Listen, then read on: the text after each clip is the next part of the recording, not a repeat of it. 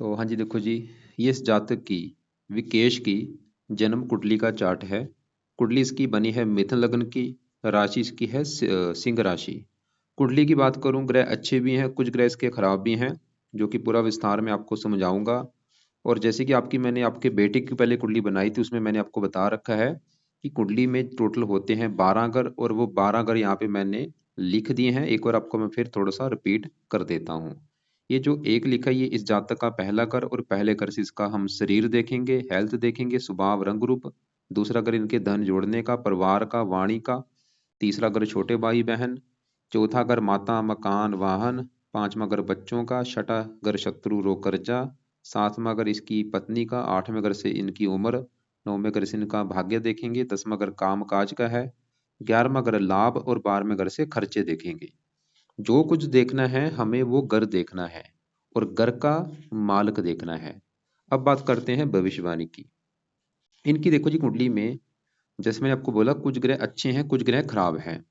और जब हम कुंडली देखते हैं, कुंडली में क्या होता है, कुछ कुंडली में दोष बने होते हैं कि ये दोष है, वो दोष है। और कुछ दोष ऐसे होते हैं जो बहुत बड़े दोष होते हैं। अब इसकी कुंडली में मुझे एक बहुत बड़े लेवल पे एक दोष दिखा है। वो दोष कौन सा है? वो है काल सर्प दोष। यहाँ पे बैठा है राहु, और यहाँ पे बैठा है केतु। और इधर वाला हिस्सा देखो आप, इधर वाला हिस्सा पूरा खाली है। पांचवा घर खाली, छठा, सातवां, आठवां, नौवां घर, इन घरों में कोई ग्रह नहीं बैठा। इसे कहते हैं काल सर्प दोष। सभी ग्रह बैठे हैं उस साइड में। तो राहु केतु ने सभी ग्रहों को एक साइड में जब कर दिया है, तो इसको ये काल सर्प दोष बन जाता है। इसका क्या नुकसान होता है? इसका नुकसान ये होता है कि जब ये दोष बनता है, ऐसे जो लोग होते हैं उनको जीवन में काफ़ी स्ट्रगल करना पड़ता है। काफ़ी मतलब भाग दौड़ करनी पड़ती है, लाइफ में दिक्कतें परेशानी आती हैं, रुकावटें आती हैं। और ये खासकर जो काल सर्प दोष होता है, इसका जो असर है, वैसे तो वो बचपन से लेके बुढ़ापे तक रहता है। मतलब ये जो केस है, इसके ऊपर ये असर रहेगा हमेशा। लेकिन इनका जो असर है, बुरा असर, वो कई गुना बढ़ जाएगा इनकी दशा चलने पर। मतलब जब भी इसके ऊपर राहु की दशा चलेगी, ये दोष एक्टिवेट होगा पूरी तरह से, और वो समय इसका बुरा समय होगा। और नेगेटिव बात क्या है कि इसके ऊपर राहु की दशा आने वाली है। जैसे कि ये देखो, इसकी डिटेल होगी, ये आई है इसकी कुंडली, और ये है दशा का चार्ट। अब दशा किसकी है? मंगल की, जो कि अभी चौथा महीना 25 में होने वाली है खत्म, अगले साल में। 1 साल की पड़ी है। 1 साल के बाद किसकी दशा आएगी? राहु की, जो कि चौथा महीना 25 को स्टार्ट होगी, खत्म कब होगी? 43 में। 18 साल की दशा राहु की आने वाली है। और ये मुझे नेगेटिव चीज लगी हुई है, क्योंकि जो देखो जी, अभी मैंने क्या बोला कि जो काल सर्प दोष है, ये ज्यादा एक्टिवेट होता है अपनी दशा में। तो राहु की जो दशा आएगी, वो इस जातक का बुरा समय होगा। आप ये समझ लो, इसका बुरा समय भी शुरू होने वाला है 1 साल के बाद। लेकिन आपने अच्छा किया, कुंडली बना ली है। कुंडली, क्योंकि अगर ये उपाय करेगा फिर तो चलो दिक्कत नहीं आएगी। लेकिन सवाल है कि बुरे फल देगा क्या? और जब देखो जी, काल सर्प दोष बनता है, राहु केतु जब जिन घरों में बैठे होते हैं, उन घरों की हानि ज्यादा होती है। इसका राहु चौथे घर में है, केतु 10वें घर में, इन दो घरों की हानि ज्यादा होगी। तो पहले राहु की बात करते हैं। राहु बैठा है चौथे घर में। ये जो चौथा घर है, ये है इस जातक की माता का घर। इसकी जो माता है, इसका जो मकान है कैसा होगा, वाहन कैसा होगा, भूमि, जमीन, जायदाद, नौकर चाकर, घरेलू सुख, घर का माहौल, घर की जरूरतें, ये जो सभी चीजें अभी मैंने बोली हैं, इन चीजों को देखना है तो ये चौथा घर देखना पड़ेगा। और चौथे घर में लिखा है 6। 6 है कन्या राशि, मालक बना इसका बुध। तो चौथे घर के मालक हमें बुध ग्रह को देखना पड़ेगा। और बुध ग्रह के अलावा चौथे घर में राहु बैठा है, राहु को भी देखना पड़ेगा। तो दो ग्रह देख के डिसाइड होगा चौथे घर की चीजों के बारे में। और नेगेटिव बात क्या है कि चौथे घर का जो मालक बुध है, वो तो वैसे ही खराब है, क्योंकि 12वें घर में बैठा है, वो भी मुझे इसका अच्छा नहीं लगा। अब चौथे घर में जो राहु है, राहु भी चौथे घर की हानि करेगा। देखो जी, आज भी ये जो राहु है, आज भी इसको बुरे फल दे रहा है। ये जो जातक है, इसको आज भी बुरे फल दे रहा है। आज बुरे फल बस इतने ही है। अभी दशा में बुरे फल कितने बढ़ जाएंगे? 50-100 गुना बढ़ जाएंगे। ये जो राहु की भी दशा चलेगी, बुरे फल समझ लो 100 गुना बढ़ जाएंगे इसके। तो बुरे फल क्या देगा? राहु चौथे घर में बैठा है, चौथा घर है इसकी माता का। राहु इसकी माता के सुख में कमी कर देगा। क्या कमी करेगा? या तो माता को बीमार कर देगा, या माता से बनेगी नहीं, या माता की लाइफ में कोई कष्ट आ सकता है, या माता संबंधी कोई दिक्कत पैदा करेगा ये। चौथा घर है इसके मकान का, इस जातक का जो मकान होगा, मकान के सुख में कमी करेगा ये। मकान संबंधी दिक्कतें आती हैं, मकान को लेके कई बार कोर्ट कचहरी के चक्कर लगाने पड़ सकते हैं जब मकान होता ही नहीं अपना, या कई बार ये ऐसे जो लोग होते हैं किराए के मकान में रहते हैं या मकान ले भी लेते हैं, तो मकान में जो घर होता है उस घर में दिक्कतें आती रहती है। इसका जो घर होगा जातक का, जो विकेश है इसका जो घर होगा, उसके घर में, इसके घर में दिक्कतें आएंगी, खासकर राहु की दशा में। वो दिक्कतें क्या होंगी, जैसे कि घर में आग लग जाना, घर में चोरी हो जाना, घर में वास्तु दोष होना, घर में सांपों का निकलना, घर में क्लेश होना, जो घरेलू जरूरतें होंगी उसको लेकर दिक्कतें आएंगी। चौथा, अगर नौकर चाकर का, इसके नौकर चाकरों को लेकर दिक्कतें आएंगी या नौकर वफादार नहीं होंगे। चौथा, अगर वाहन का है, गाड़ी का, इसकी चाहे बाइक है चाहे कार है, उसको लेकर दिक्कतें, वो क्या दिक्कतें होंगी, या तो उनसे इसका एक्सीडेंट हो सकता है, या वो चोरी हो सकते हैं, या उनके ऊपर धन खर्च ज़्यादा होगा कार बाइक के ऊपर। और गाड़ी चलाते समय सावधानी बरतनी है इसने राहु की दशा में। और भी काफ़ी चीज़ें हैं। राहु चौथा अगर इसकी जन्मभूमि का है, हाँ, राहु यहाँ पे एक शर्त लगा के बैठा है, अगर ये जातक जो है अपनी जन्मभूमि को छोड़ता है, जन्मभूमि से दूर जाता है, वहां पे राहु अच्छे फल देगा इसको, वहां पे इसको मकान वन का सुख मिल जाएगा। अगर घर से दूर जाएगा तो राहु एक कंडीशन बना भी देगा इसकी, इसको घर से दूर जाना पड़ेगा। अब इसके अलावा राहु की दृष्टियां भी हैं। पांचवीं दृष्टि पड़ेगी 8वें घर के ऊपर, स्ट्रगल कराएगा। 10वें घर के ऊपर इसके काम काज में दिक्कतें आ जाएंगी। अगर ये नौकरी कर रहा है, नौकरी छूट सकती है, या नौकरी में तरक्की नहीं होगी, नौकरी में लड़ाई झगड़े होने शुरू हो जाएंगे, खर्चे बढ़ा देगा ये भाई दशा जो आएगी।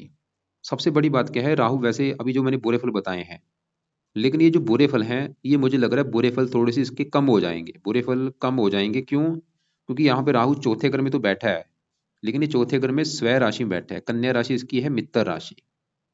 मित्र राशि में होने की वजह से पांचवीं दृष्टि पड़ेगी 8वें घर के ऊपर, यहाँ पे मित्र राशि है। 9वीं 12वें घर के ऊपर यहाँ पे उच्च राशि है। 10वें घर में वैसे शत्रु राशि है। मतलब खुद की राशि में बैठने की वजह से बुरे फलों का जो लेवल है, लेवल कम हो जाएगा। देगा तो बुरे फल जरूर, लेकिन बुरे फल कम हो जाएंगे। ये एक अच्छी बात है। लेकिन इसको सवाल है कि बिल्कुल सही कैसे किया जाए, ऐसा मतलब बुरा फल इसको बिल्कुल हमें नहीं मिलना चाहिए, क्या करना पड़ेगा। तो इस जातक ने देखो जी अभी से इसके उपाय शुरू करवा दो, क्योंकि ये दशा शुरू होने के 3-4 महीने के पहले ही इसका असर दिखना शुरू हो जाएगा। राहु की दशा चलेगी चौथा महीने में, तो 2-3 महीने पहले ही राहु अपना असर इसको देना शुरू कर देगा।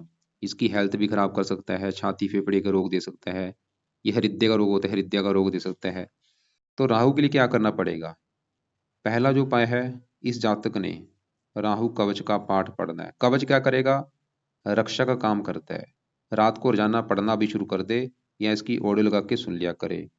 दूसरा उपाय, राहु स्रोत का पाठ पढ़ा करे, चाहे इसको भी सुन लिया करे। तीसरा उपाय, राहु का दान करना है।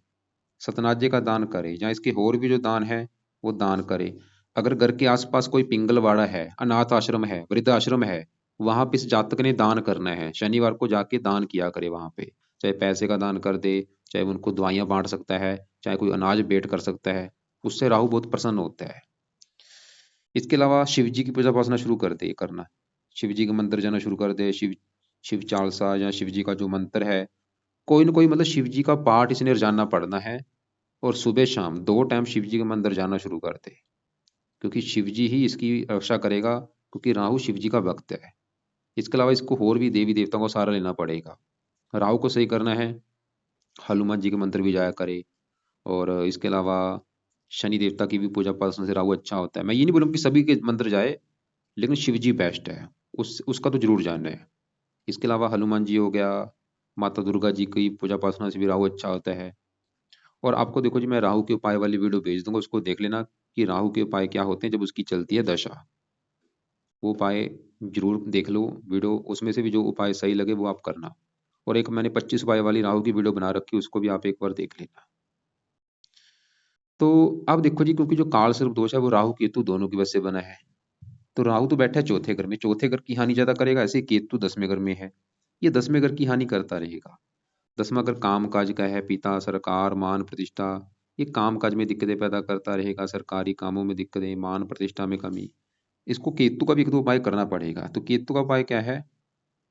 केतु कवच का भी पाठ पढ़ सकता है, चाहे इसको सुन लिया करे, और केतु का दान कुत्तों को रोटी डाल दिया करे। केतु कवच का पाठ चाहे अभी अवॉइड कर दे, राहु वाले पाठ जरूर पढ़े।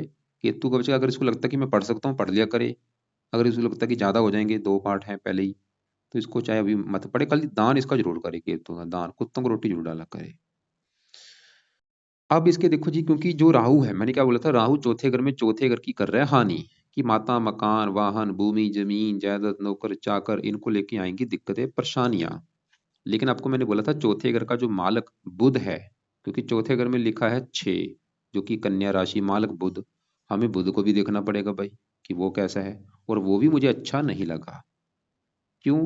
क्योंकि बुध इसका बैठा है कुंडली के 12वें घर में जाके, क्योंकि ये जो 12वां घर है, ये घर एक खराब घर है। इस घर से खर्चा देखा जाता है, हानि देखी जाती है।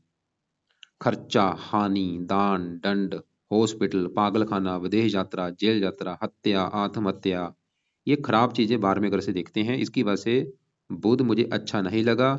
और साथ में ही जो सूर्य बैठा है वो भी अच्छा मुझे नहीं लगा। लेकिन बुध थोड़े से अच्छे फल देगा। तो बुध देखो जी क्या अच्छे बुरे फल देगा। बुध किस घर का मालक है? चौथे घर का। चौथा घर किसका है? माता। माता चलेगी हानि के घर में, खर्च के घर में। क्या होगा? माता की हानि होगी, या माता के ऊपर खर्चा ज्यादा होगा।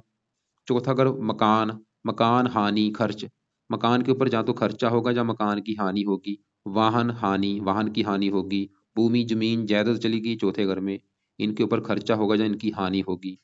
मतलब बुध जो है, बुध ये दिखा रहा है कि इसको माता, मकान, वाहन, भूमि, जमीन, जायदाद, इनको लेके कोई दिक्कतें, परेशानियां, खर्चा, हानि, ये चीजें दिखा रहा है। और चौथा घर है जन्मभूमि। जन्मभूमि चलेगी 12वें घर में, विदेश का घर है। ये जन्मभूमि से इसको दूर लेके जाएगा बुध, और वहां पे फायदा होगा। घर से दूर जाएगा, वहां पे इसको मकान वन का सुख मिल जाएगा। बुध ये दिखा रहा है। और क्योंकि बुध जो है ये इस पहले घर का भी मालक है, बुध के 2 घर हैं, बुध चौथे घर का तो मालक है ही, ये जो पहला घर है ये पहले घर का भी मालक है। और पहला घर है इस जातक का शरीर, सेहत, स्वभाव, रंग रूप, पर्सनैलिटी, सर मस्तक। पहले घर से, पहले घर में 3 लिखा है, 3 है मिथुन राशि, मालक बुध। तो पहले घर की चीजें देखेंगे बुध से। और पहला घर किसका? शरीर। शरीर चला गया 12वें घर में, खर्चे घर में, हानि घर में। मतलब बुध इसका शरीर, 12वां घर हॉस्पिटल का है, बुध इसको बीमार करेगा, इसको रोगी बनाएगा, हेल्थ को लेकर दिक्कतें।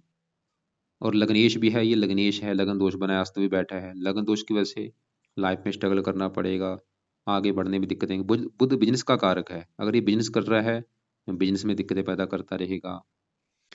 मतलब मेरा कहने का ये है, अगर ये जातक बुध को सही कर लेता है, इसके उपाय करता है, फायदे जो होंगे, इसको माता, मकान, वाहन, भूमि, जमीन, जायदाद, इनका सुख अच्छा रहेगा, इसकी हेल्थ अच्छी रहेगी, लाइफ में स्ट्रगल नहीं करना पड़ेगा, इसके खर्चे नहीं बढ़ेंगे, बिजनेस अच्छा चलेगा।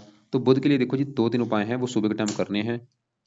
पहला जो उपाय है, ये जातक बुध कवच का पाठ पढ़ा करे। 2 मिनट का पाठ है, सुबह के टाइम पढ़ना है, चाहे इसकी ऑडियो लगा के सुना करे, लाइफ टाइम के लिए। बुध स्रोत का पाठ पढ़ा करे। दोनों पाठ पढ़ने हैं भाई, जहाँ इनकी ऑडियो लगा के सुना करे। तो ये 2 पाठ सुबह के टाइम पढ़ने हैं या ऑडियो लगा के सुनना है। अब देखो जी साथ में ही सूर्य बैठा है, क्योंकि मैं आपको पहले बता चुका, ये घर अच्छा नहीं है। ये इसे घर को व्यय भाव कहते हैं, व्यय। इस मतलब इस घर में जो आता है उसका व्यय हो जाता है।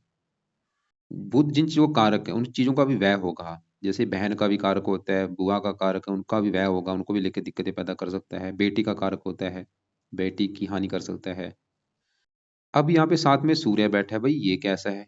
क्योंकि घर अच्छा नहीं तो सूर्य भी खराब फल देगा, थोड़े बहुत अच्छे फल देगा। सूर्य एक तो 12वें घर में ऊपर से बैठा हुई शुक्र की राशि है। और सूर्य जो है इस कुंडली में इस तीसरे घर का है मालक। तीसरे घर में 5 लिखा है, जो कि सिंह राशि, मालक बना सूर्य। अब देखो जी इसके ऊपर जो सबसे बड़ा भी असर है किसका है, वो है मंगल ग्रह का, जिसकी चली हुई है महादशा, 18 से चली है, 25 में खत्म होगी चौथा महीना में।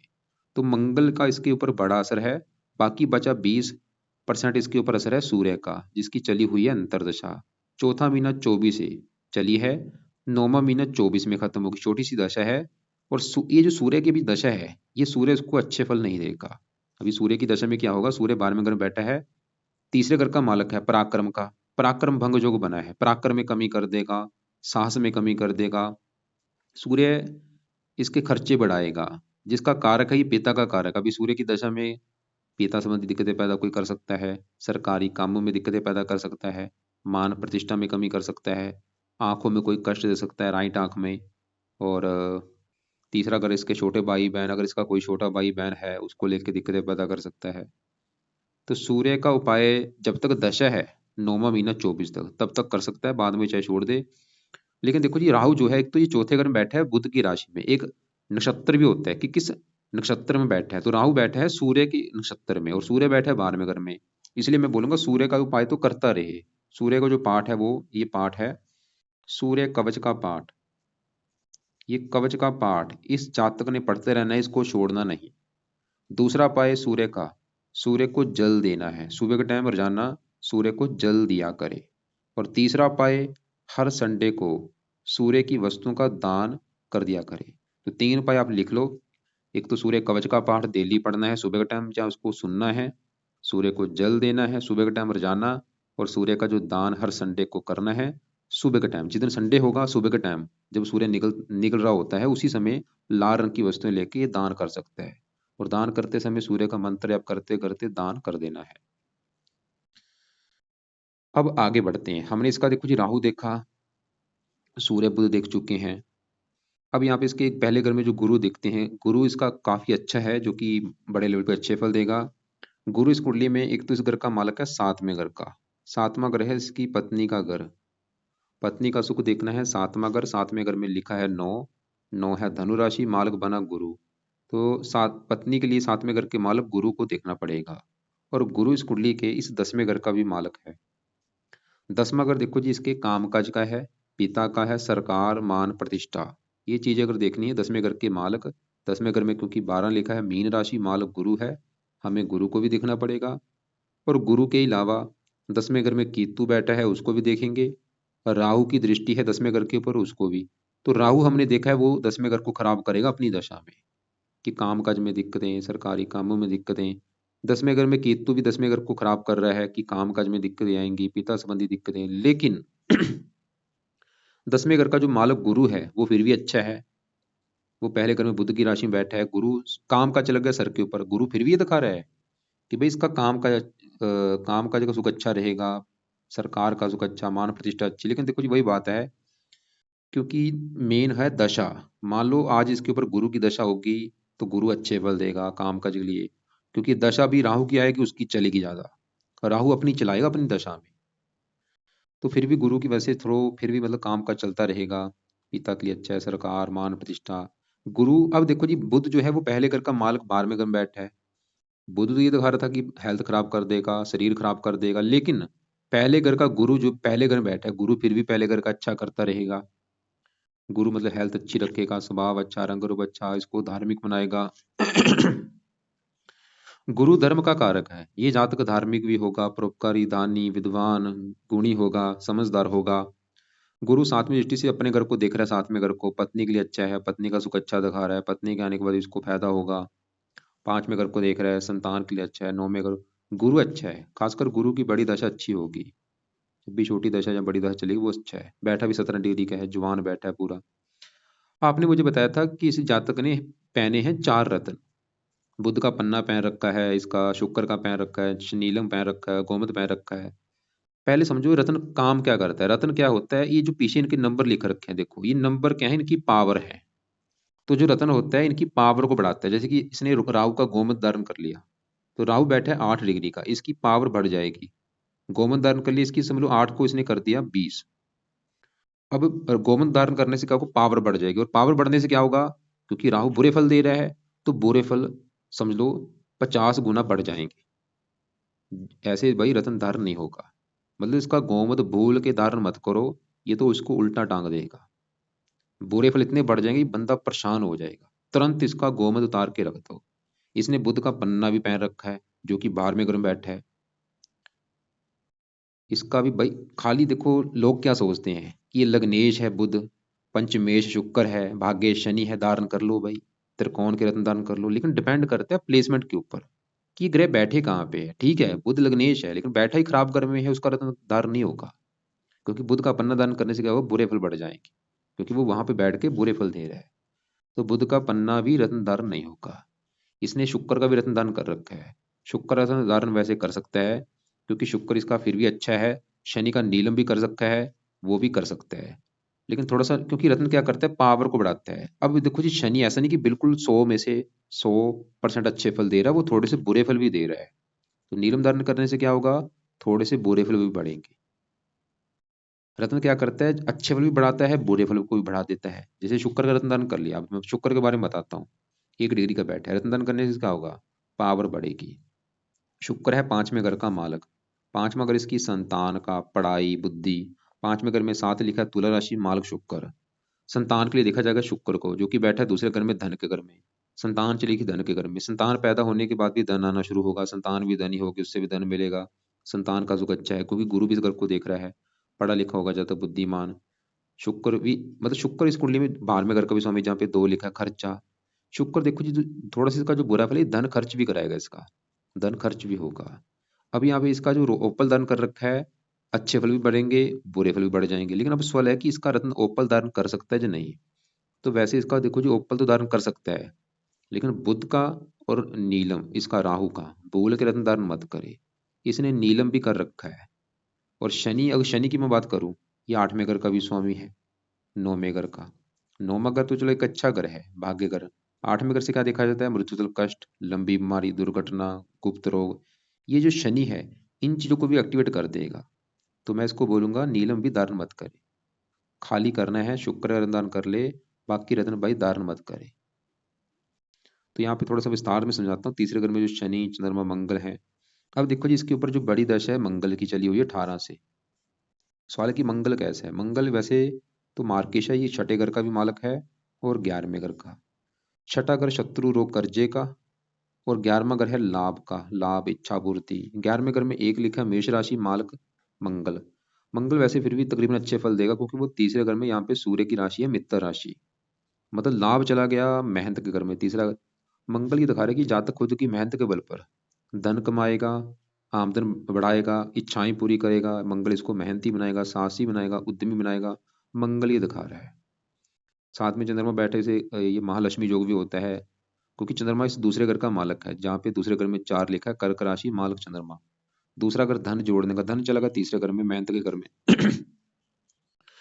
खुद की मेहनत के बल पर काफी धन कमाएगा। ये दोनों ग्रह दिखा रहे हैं, चंद्रमा मंगल। अब साथ में जो शनि है, शनि 8वें घर का मालक है, 9वें घर का। 9वां घर भाग्य घर का, मेहनत, खुद की मेहनत के बल पर अपना भाग्योदय भी करेगा, शनि ये दिखा रहा है। मतलब इसका भाग्योदय कैसे होगा, खुद की मेहनत के बल पर ही। शनि की 3 दृष्टियां, पांच, तीसरी दृष्टि पड़ेगी 5वें घर के ऊपर, यहाँ पे उच्च राशि है, संतान के लिए अच्छा है, पढ़ाई के लिए अच्छा है, साथ में यहाँ पे अपने घर को देख रहा है। शनि देखो जी, शनि यहाँ पे तीनों की अगर मैं बात करूं, वैसे तो शनि चंद्रमा के साथ बैठा जब होता है, एक दोष बनता है, विष दोष कहते हैं, लेकिन वो यहाँ पे ज्यादा लागू नहीं होगा, क्योंकि चंद्रमा मंगल एक साथ बैठे हैं। महालक्ष्मी योग भी बना हुआ है। तो बाकी देखो जी, कुल मिला के अगर मैं कहूँ, कुंडली में इसके गुरु भी अच्छा है, तकरीबन गुरु तो बहुत बड़े लेवल पे अच्छा है। शुक्र भी तकरीबन ठीक है, चंद्रमा मंगल अच्छे हैं, शनि भी तकरीबन अच्छा है। लेकिन जो इसके ग्रह खराब हैं, बुध खराब है, सूर्य खराब है, और कई गुना ज्यादा जो ग्रह खराब है वो है राहु ग्रह, राहु और केतु। और नेगेटिव बात क्या है कि इनकी दशा आने वाली है राहु की, जो काल सर्प दोष लेके बैठा है। तो रत्नों की बात करूं, रत्न भाई उतार के रख दो। ऐसा नहीं कि खाली मैं भी आपको बोल सकता हूँ, मुझे फलादेश करने की क्या जरूरत है, डायरेक्ट आपको बोल दूं कि ये धारण कर लो। ये लोगों का काम है, खाली रत्न बता रहे हैं, कोई फलादेश नहीं कर रहा कि जो ग्रह बैठा है क्या अच्छे फल दे रहा है, क्या बुरे फल दे रहा है। किसी के पास चले जाओ, कोई कुंडली नहीं देखेगा, ये रत्न दान कर लो, ये कर लो, ऐसे बता रहे हैं। तो ऐसे भाई काम नहीं चलते। तो मैं आपको ये बोलूंगा, रत्न कोई धारण मत करो, खाली शुक्र का पहन सकते हो। गोमत तो भूल के धारण मत कर लेना, तुरंत उतार के रख दो। राहु की दशा में नीले कपड़े कम पहने। भाई राहु की दशा में इस जातक ने, जो विकेश है, इसने सावधानियां बरतनी है। क्या सावधानियां बरतनी है, नोट करे। जब राहु की दशा चलेगी, पैसा किस कहीं पे मत बसाए।